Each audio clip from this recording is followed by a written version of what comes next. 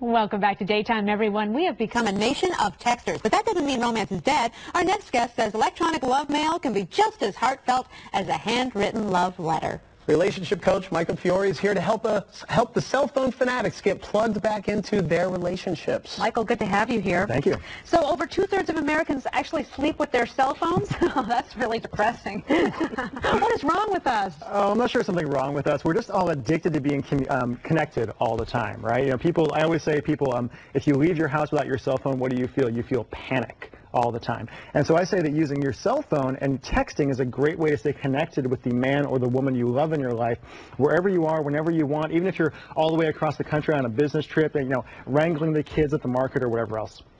Now, we have a lot of singles in America, Yes, I understand. There was a survey taken, huh? No, there's a few, yeah. 44% of American adults are single. So that would probably attribute to it.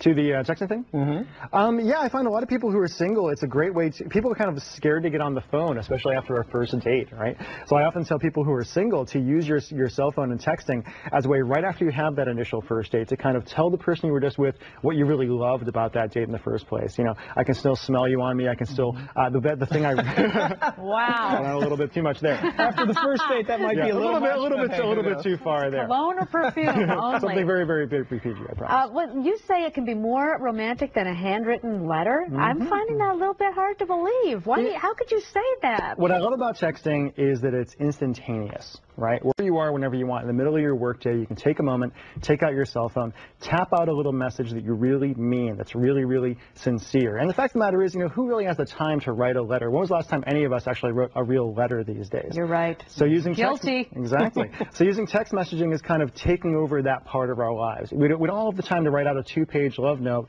but you can say, my darling, here's what I really love about you. I miss you so much. When I see you tonight, how great is it going to feel when I wrap you in my arms? Oh, I would like to get a text like that. Wouldn't you?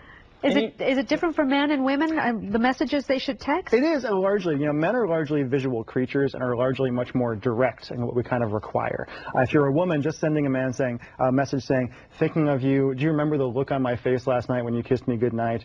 Things like that work very, very well. If you're a man texting a woman, you want to get a little bit more detailed and more about feelings and emotions. You know, you have no idea how much I love you, how much I appreciate having you in my life, but I'm going to show you tonight. Something like that. Oh my God! It happens every time. Are you single? I'm afraid not. I'm not. I have a very happy girlfriend. So I bet she is. Yeah. So it goes back to that primal thing where a guy just has to show you.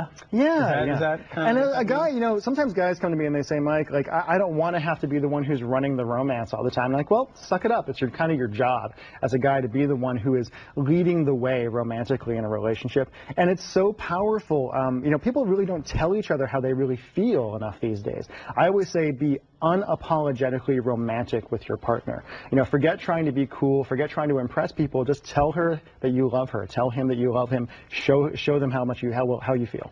I think a little goes a long way, though. If I was getting messages, even from my husband every, 15, 20 minutes, I'd be going, stalky, that's enough. Yeah, I always say the rule of thumb is never send more than 2 messages in a row without getting a response. Otherwise, you can get a little bit too much there. And if you don't get a response, don't panic. Let it go. Let it go. It means she's busy. It's not that big of a deal, right? Be cool. You know, people say on texting, you don't get what you get from a verbal response. Yep. Do you have to really think that through of what you're writing and how it might be interpreted on the other end? It kind of depends on what your relationship is with the person. You know, never text when you're angry is one of the things I say. Never have a fight over text.